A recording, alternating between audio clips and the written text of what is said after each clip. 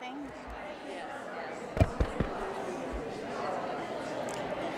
Good morning.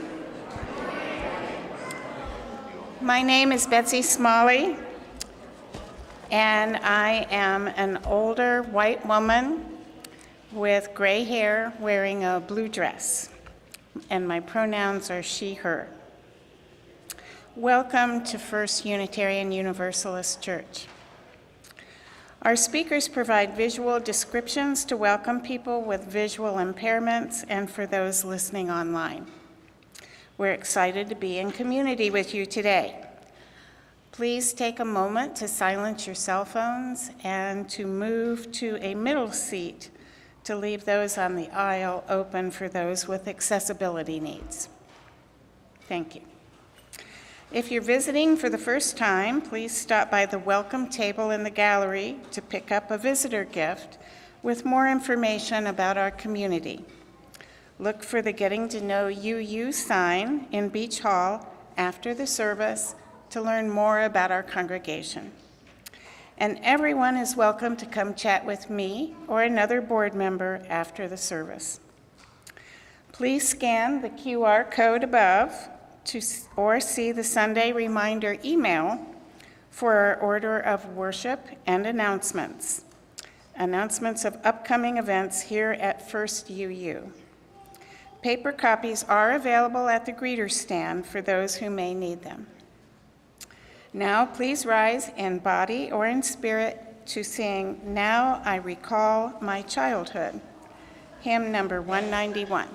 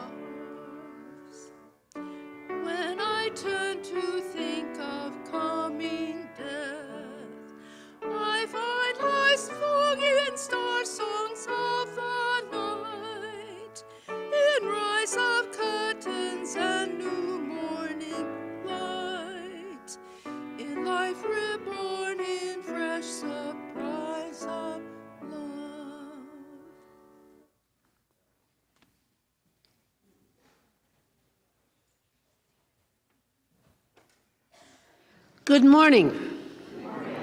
I'm Kathy Elkins, a white, short, 80-plus-year-old woman with pronouns she, her. I am wearing a floral top and navy slacks. The land UU sits on was traversed and occupied by native peoples over 14,000 years before the arrival of Europeans. When the first white men came to Ohio, they were puzzled by the thousands of mounds and earthworks they encountered. Surely primitive savages. That's how these Europeans were told to consider the native peoples as a justification for stealing their land. They could not have possibly been the builders of these earthworks. We now know that the indigenous people of what we call Ohio created, just one example, the largest earthwork in the world, one with precise geometric alignments based on an 18.6-year lunar cycle. We now celebrate the World Heritage listing by UNESCO of the 8 Ohio sites of the Hopewell ceremonial earthworks. These sites are shown to have outstanding universal value to humanity. Let us honor the elders who cared for this land in ages past, along with their wisdom, and honor their descendants.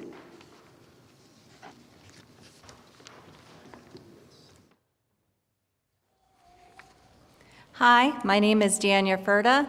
I'm a middle-aged white woman, and I have curly red hair, and I'm wearing a black and white blouse. My pronouns are she, her. Now let us enter into the spirit of worship. Our centering words come from the poem In Praise of Mystery, a poem for Europa by U.S. Poet Laureate Ada Limon, and commissioned by NASA to accompany the launch of the Europa Clipper space probe. Arching under the night sky inky with black expansiveness, we point to the planets we know. We pin quick wishes on stars. From Earth, we read the sky as if it is an unerring book of the universe, expert and evident. Still, there are mysteries below our sky, the whale song, the songbird singing its call in the bough of a wind-shaken tree. We are creatures of constant awe, curious at beauty, at leaf and blossom, at grief and pleasure, sun and shadow. And it is not darkness that unites us, not the cold distance of space, but the offering of water, each drop of rain, each rivulet, each pulse, each vein. O second moon, we too are made of water, of vast and beckoning seas. We too are made of wonders, of great and ordinary loves, of small invisible worlds, of a need to call out through the dark. We are creatures of constant awe. This Sunday, the Atheists-Skeptics-Humanists group, ASH, wants to share with you personal reflections about things in life that have inspired us and still inspire us. And now it's time for the children to meet Nikki in the back to prepare to bring in the light. I invite you to turn to your neighbor or find an unfamiliar face and say hello.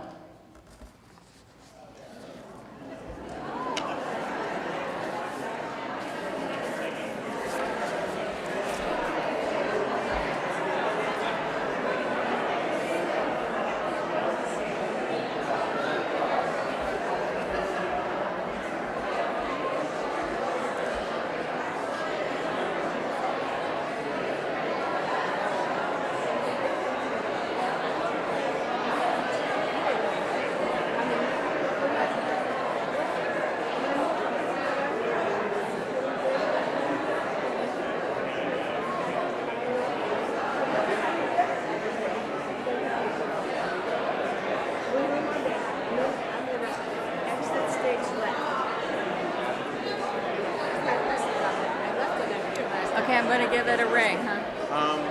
Wait another minute. Give him another 15 seconds or so, I think. And then give it a good... Okay, I'll try to get that.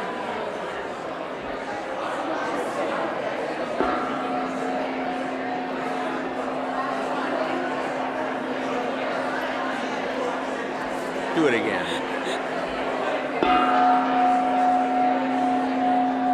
It's hard.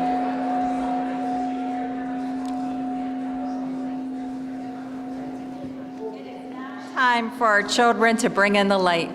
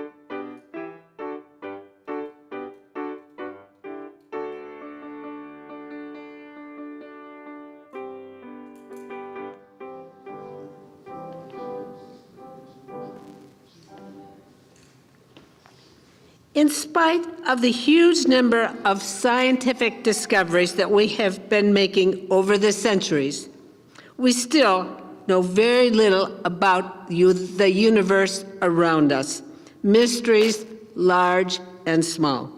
May the symbol of this flaming chalice give us the courage to explore and illuminate our journeys to discover and to experience those things which give life meaning.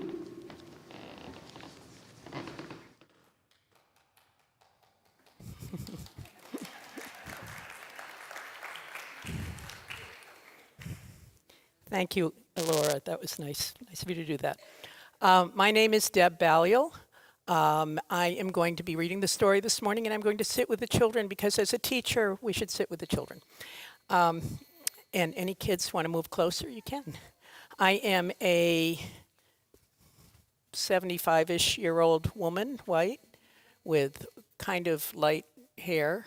I still think it's brown. And I use she, her pronouns. So the book we're going to read today is Wonder. If you want to move closer, you can, so you can see. This is by Annika Harris and illustrated by John Rowe. Eva loves to look for the moon. It follows from place to place, disappearing behind the trees and mountains, and then appearing again someplace new. Look, Mama, there it is. The moon looks so beautiful in the sky. How do you think it follows us, Eva? Eva thinks about it, but she can't figure it out. It's okay to say, I don't know, says her mother. When we don't know something, we get to wonder about it. I wonder if the moon and the earth are friends, said Eva. Her mother smiled. I like that idea.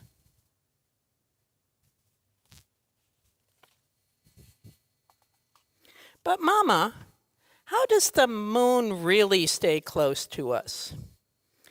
There's an invisible force called gravity that pulls all the things in the universe together, Eva's mother explains. Gravity keeps the moon close to the earth, and it keeps the planets close to the sun, too. They circle around like this. Eva understands a little better, but then she starts to wonder, Mama, where does gravity come from?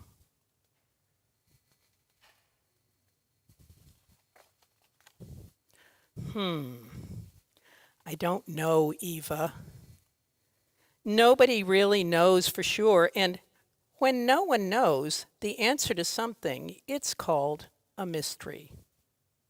A mystery is something that for everyone to wonder about together. How fun, Eva imagines herself. She imagines herself wondering about gravity with people all over the world, all together. Eva watches the moon disappear behind the clouds as she walks, excited to see where it'll appear next. How many grains of sand are there in the whole world, Mama? She asks. I wonder about that too, says her mother. There are trillions and trillions of grains of sand, but nobody knows exactly how many. Eva tries to think about all the sand in the whole world. It feels so big that I can't fit it all in my imagination. It makes me feel dizzy, like I'm falling. I know what you mean, her mother agrees. And I'm sure other people feel that way too. Eva walks down the path looking for the moon, and a little orange butterfly appears.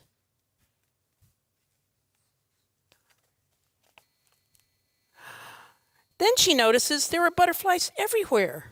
Mama, where do they come from? These butterflies have been flying around for a few days, but they started out as little caterpillars, and those caterpillars came from little tiny eggs. There are cycles all around us. with things ending and beginning, things always changing. Can you think of other things that changes, she asked. Oh, says Eva. The clouds. And frogs. And me. We all change. They dance together.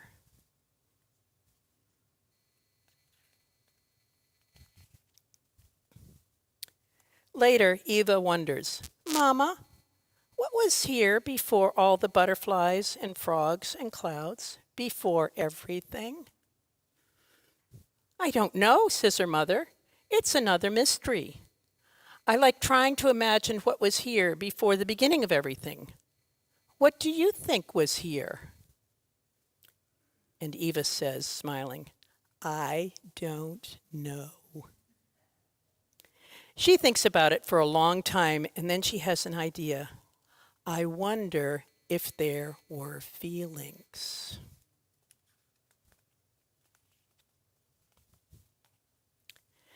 As she walks home, Eva sees the moon again, glowing lightly, brightly above the roof of her home. Let's go inside and look for the moon through the window.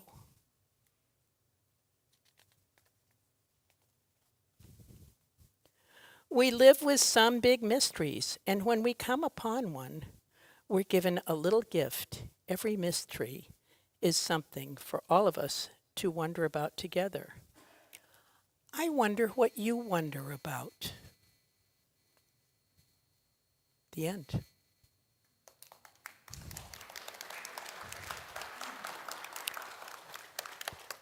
And I don't have the script in front of me. We sing the children off with our hands over our hearts to 389, we gather together.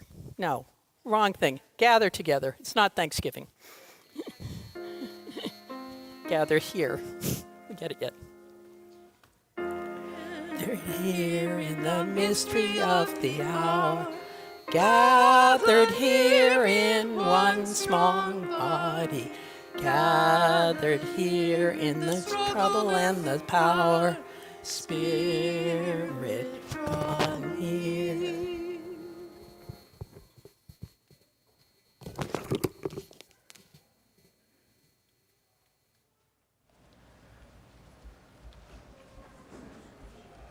Also, good morning.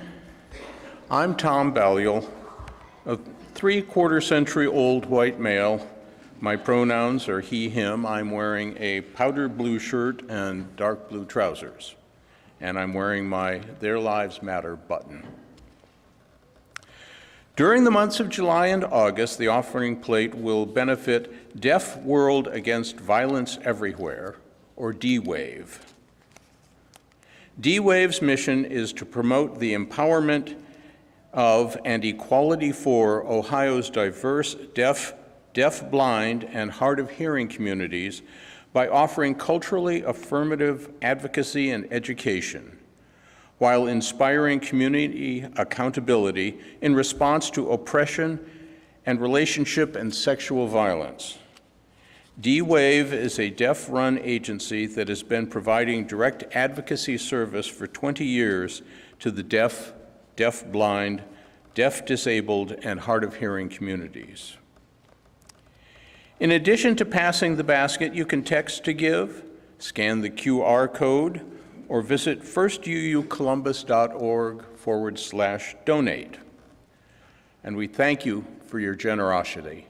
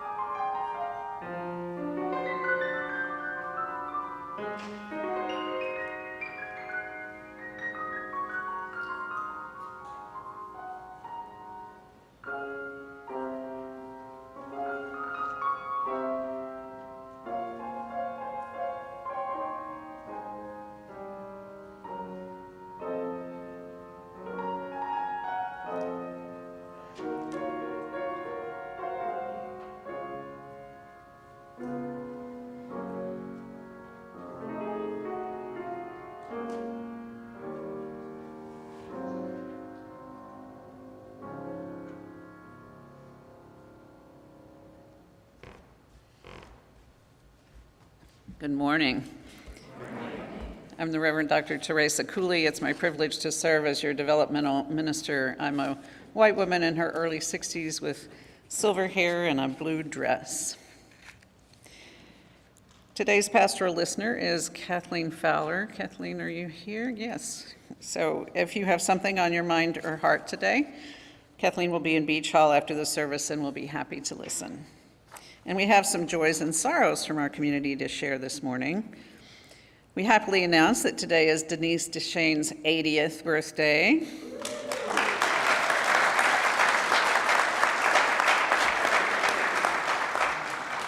We'll be celebrating her with cake in Fellowship Hall after the service. So we send you big, bright birthday wishes, Denise.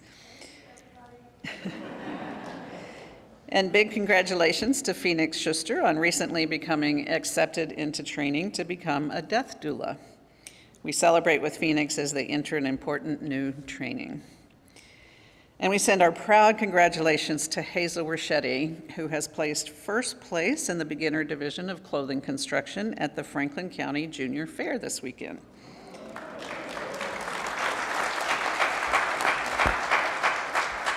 It was her first ever 4-H project. I invite you to join me in a time of quiet reflection, of meditation.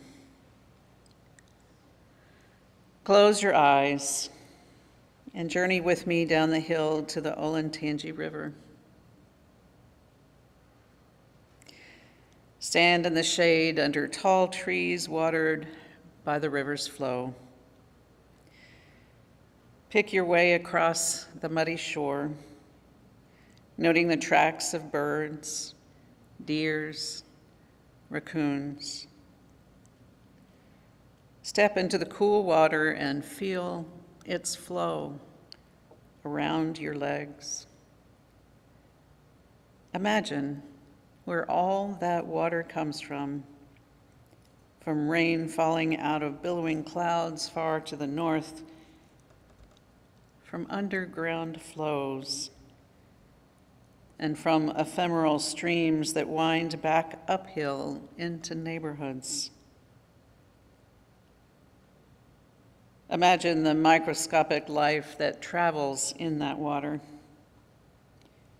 Fellow travelers on this blue planet. Notice the grass growing out of the stream bed and the tree branches fallen from the river's banks. Consider the creatures that dwell amidst the stems and the rocks of the riverbed. Tiny darters, crayfish, snails, mussels. Life abounds, oblivious of our human presence. Ponder these things as the temple bell rings.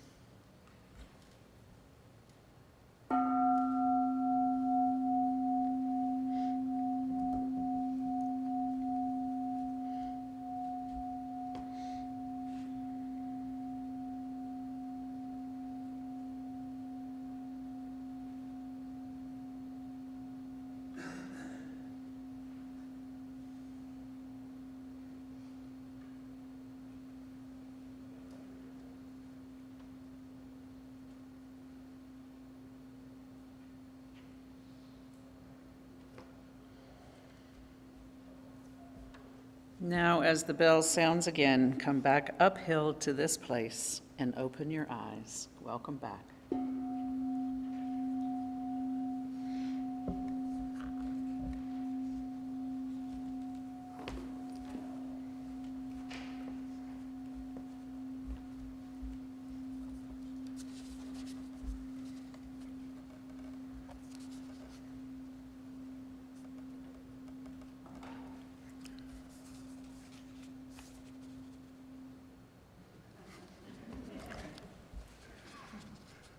We are creatures of constant awe. My story begins on a pleasant October evening in 1995 as I was walking our dog Aggie along the street in our suburban neighborhood. The night was clear and the constellation Orion was climbing above the horizon. As I paused for a moment, the realization hit me. The great red star Betelgeuse marking Orion's shoulders. The tree I was standing under, the sidewalk, the Ford Fairlane parked at the curb, Aggie, the grass, and me, everything that is or ever will be, was once joined in an infinitesimal singularity that blossomed forth as the Big Bang. Thus you, me, great whales, tiny mushrooms, the moon Europa, and the farthest galaxies are all related at the most intimate levels. Taking this connection to the other end of the scale, I recently reread Carl Sagan's The Demon-Haunted World and was reminded that hydrogen is the most abundant element in the universe, making up about 75% of the total mass that we can measure. And it makes up around 10% of our body's mass. Hydrogen also makes up about 70% by number of the chemical elements in our bodies, the water, the DNA, the proteins, the fats, and so on. All contain hydrogen. And all the hydrogen that exists everywhere in the universe came into existence just once, with the Big Bang. The other elements formed later in the hearts of stars by the fusion of progressively heavier atoms, which were then cast into space as those stars exploded. This means that every hydrogen atom in the various molecules that make you, has been around for 13.7 billion years. But not to worry, you don't look that old. I was once part of a running debate with a number of creationists through the letters to the editor of the Gehenna Weekly Booster. I recall one exchange where I noted that every species on Earth, plant, animal, fungi, or bacterium, carries a genetic code that is, for all intents and purposes, universal. All living things have DNA based on the same 4 nucleotides: adenine, guanine, cytosine, and thymine. The only scientific explanation for this situation is that the genetic code was the result of a single historic accident billions of years ago. That is, this code was the one carried by the single ancestor of life and all of its descendants, including us. Much of our genome is shared with other organisms. For example, we share 90% of our genome with chimpanzees and bonobos, 60% with chickens, and between 17% and 25% of human genes are also found in bananas. Yes, that T-shirt slogan is correct. We even have a lot in common with grass and earthworms. This last comment generated an irate response from one ardent creationist that he absolutely was not related to earthworms. I, on the other hand, think that it's marvelous and amazing to be so connected to all life.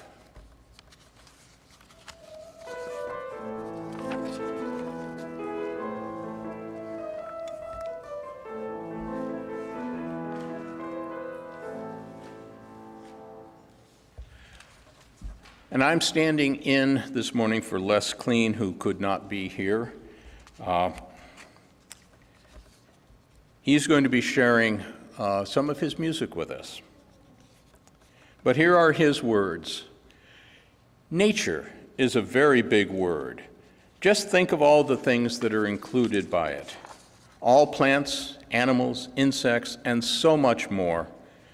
It includes rivers, lakes, and oceans. But there is so much more that we do not see. That cooperation between blossoms and insects, the interaction between fungus and the roots of plants. The connections between things are endless. Nature is not simple. The mystery of nature is so much richer and deeper than we can imagine.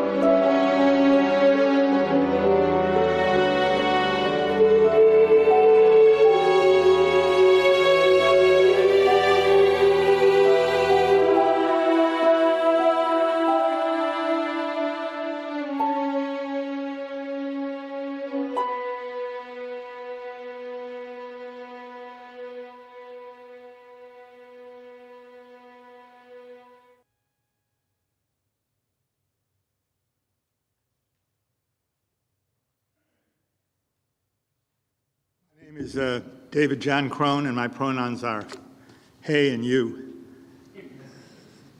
I'm here to talk about how you can make a mistake and dance. Well, you can't. Dance seems to scare off folks, especially men, but it can be less intimidating if you realize that we all move all the time. Shrugging your shoulders, that's a dance for your shoulders.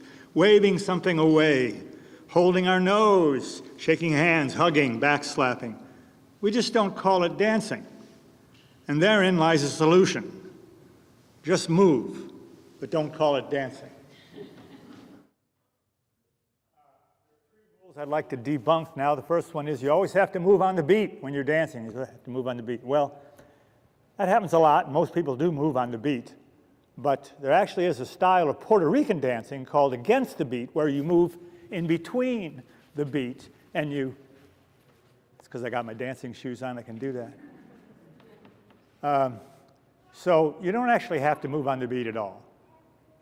The second myth I'd like to debunk is, well, you have to move with your partner. So to demonstrate this, I'm going to ask for a volunteer from the audience, a favorite friend of mine from the ASH group.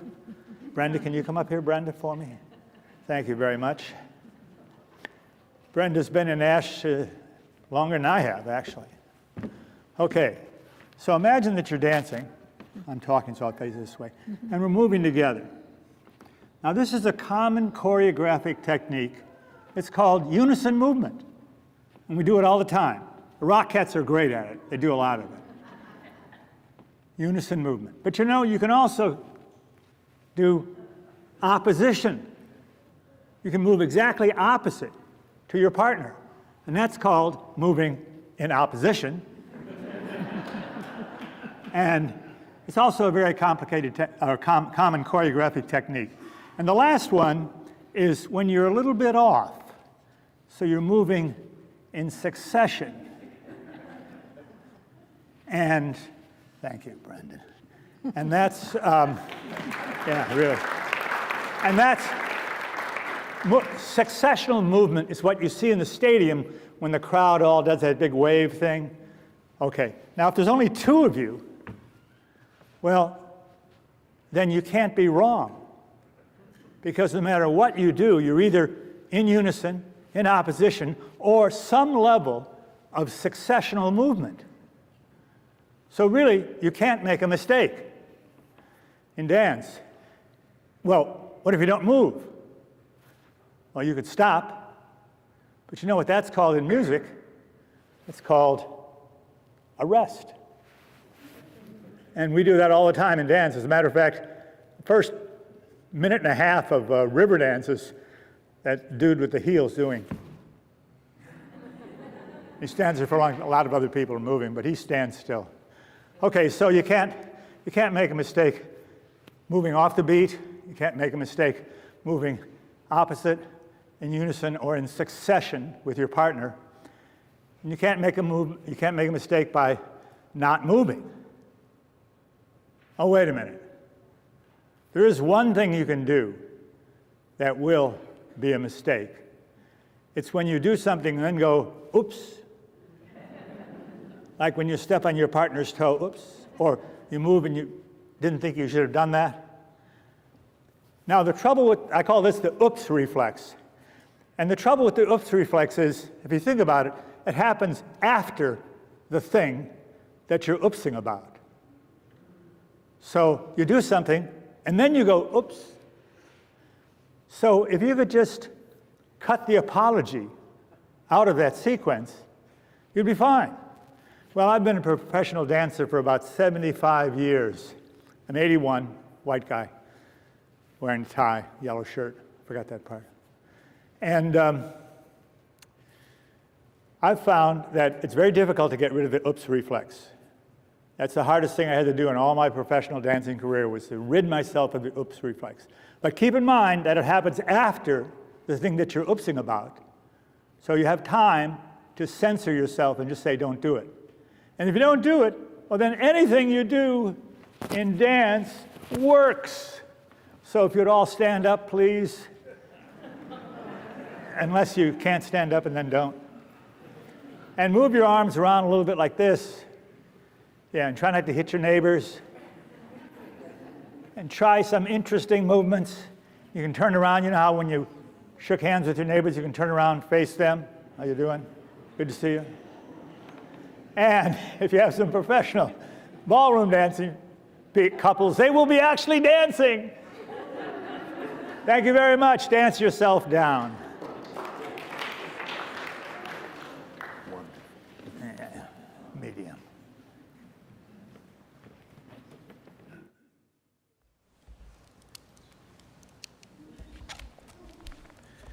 Good morning. I am Bill Fiorini. My pronouns are he, him, and I am a senior white male with graying hair, wearing a peach-colored short-sleeve shirt.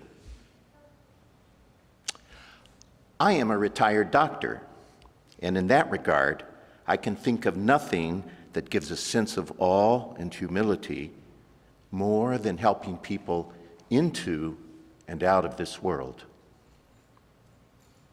For more than 40 years, I worked as a family physician, a good part of it in eastern Kentucky and in a small rural town in Ohio. One reason I chose family medicine as a specialty is that I wanted to work with people of all ages, infants to seniors. And as a family doctor, I could deliver babies. I was fortunate to learn obstetrics at my medical school and in my residency from registered nurse midwives and obstetricians. I owe a lot to my instructors. Following my residency, I chose to set up my first practice in Clay City, Kentucky, a town of 880 people. I was the first doctor in Clay City since Doc Martin died 54 years before. In a town this small, my patients were also my friends and neighbors. One of my first patients was a woman in her late 50s. Her name was Easter. Easter was a widow, well known in town and well loved. She had 4 daughters, 2 in town, 2 had left long ago. With the arrival of the new doctor, she finally got the courage to address a problem that had been brewing for 5 years. It was bleeding of a female nature. With the long distance to a doctor and her deep fear of the diagnosis, she had delayed seeking a consultation.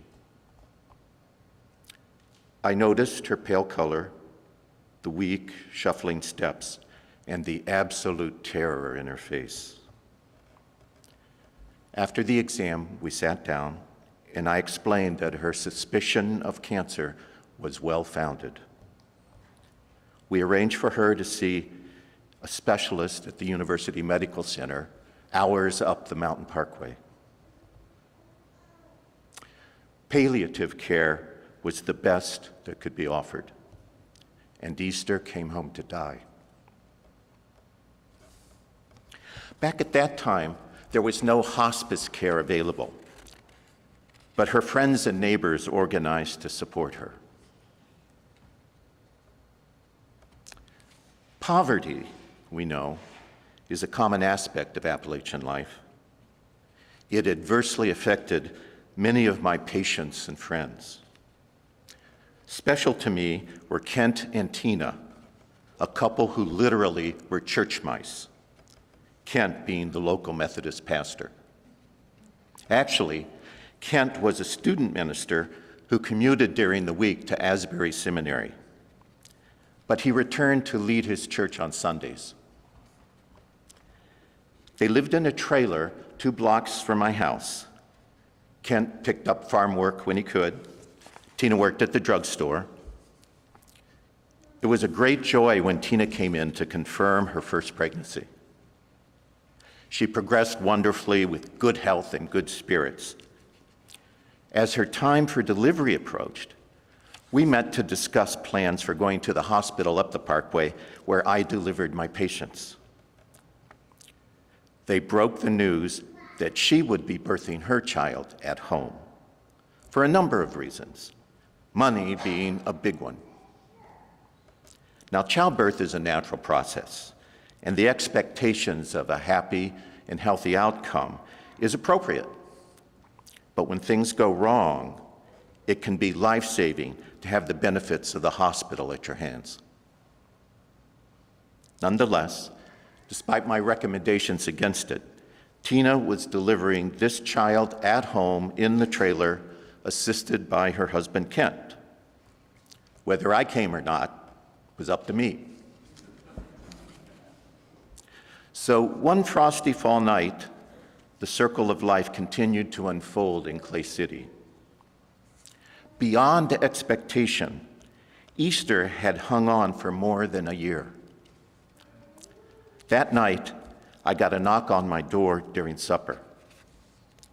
Easter needed help because of difficulty breathing. I arrived to find a withered woman, still awake, but struggling despite the oxygen bubbling rapidly.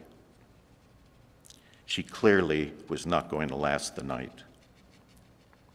I administered a tiny dose of morphine through a vein and waited. And then a little more. And finally, her breathing slowed. She opened her eyes and smiled, taking in the sight of dear faces around her. She lay back in bed and slept, breathing more easily. Those of us in the room took chairs and sat and waited. Not long after this, there was a knock at Easter's door. It was Kent. Tina was well into labor, and he said, "I should come now." Labor is the right name for childbirth. There are many here who could affirm that. Tina was clearly up to it, able to get through strong contractions with breathing and focus. Kent had done his homework and was great support and encouragement. The hardest time is often the few minutes before the birth canal has stretched wide enough to begin active pushing. A kind of panic or desperation can set in. But Tina took this in resolute stride, and when active pushing started, she worked with a sweaty passion. As the baby's head appeared in the birth canal, I set out the bulb to clear mucus out of the coming baby's airway, and the clamps and scissors to cut the cord. I put on my sterile gloves, and I'm ready to ease the child into this brave new world. But suddenly Tina screamed, "No! Let Kent do it!" This was a surprise. Probably the most surprising request I had ever experienced. I looked at Tina, I looked at Kent, and thought, why not? Kent slipped on the extra pair of sterile gloves, and just as years ago, a nurse midwife positioned my hands to properly ease out a birthing baby, I took Kent's hands and molded them around the birth canal. And Tina gently and confidently presented to Kent and the world a gorgeous girl. The moment following childbirth is magical. After all the fuss of labor, an amazing calm settles in. Papa cradles what is most precious. Baby Meredith opens her eyes and is startled by light. She gives a cry that inflates her lungs. Joyous music. She is gently wiped dry and placed on the best incubator ever invented, skin to skin on her mama's chest. I made it back to Easter's home. She lay in bed, peaceful. She had passed about an hour after I had left. 4 sisters who had been apart for years were softly remembering old times.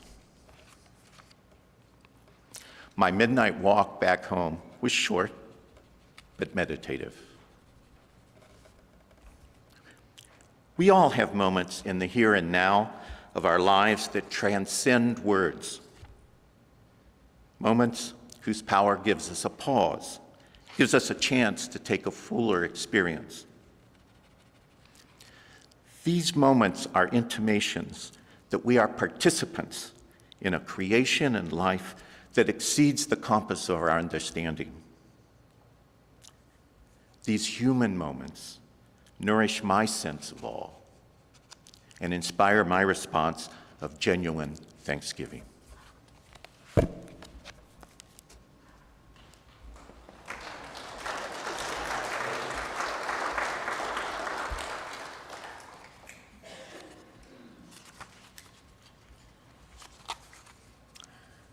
Now will you rise in body or spirit and sing with us Blue Boat Home, number 1064 in the Teal hymnal.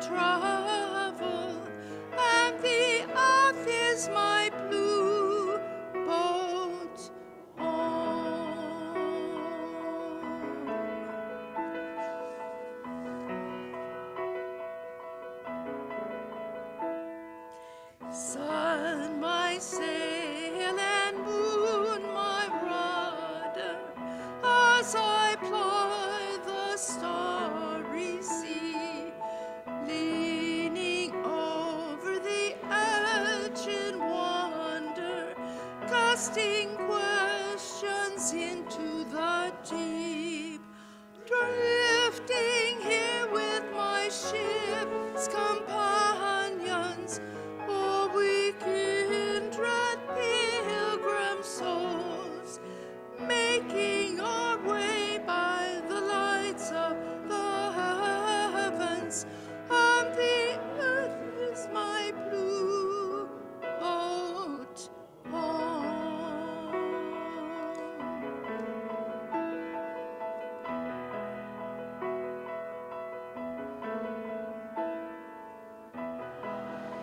Thanks to the brave and emily.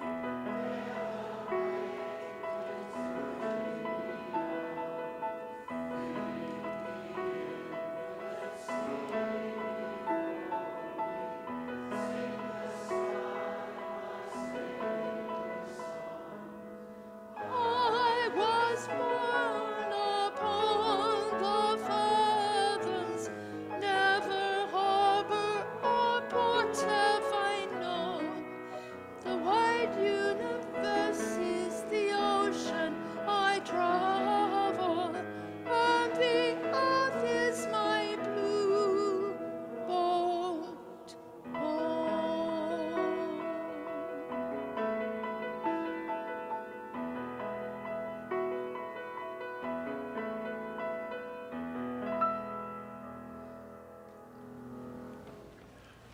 Our closing words come from the conclusion of On the Origin of Species by Means of Natural Selection by Charles Darwin, first edition.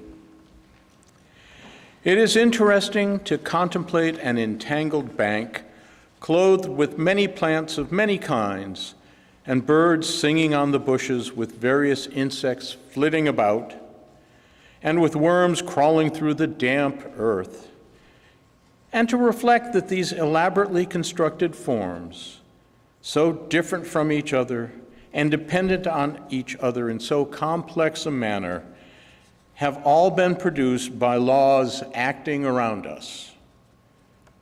There is grandeur in this view of life, with its several powers, having been originally breathed into a few forms or into one, and that whilst this planet has gone cycling on according to the fixed law of gravity, from so simple a beginning, endless forms, most beautiful and most wonderful, have been and are being evolved. Now you get to rise again. Take the hand of the person next to you and join in the words as we extinguish our chalice together. We extinguish this flame, but not the light of vision. As we go forth, let us heal and transform ourselves and our world through reason and love. Go forth, look closely at the world around you, and be prepared to be amazed by what you find. Go in peace.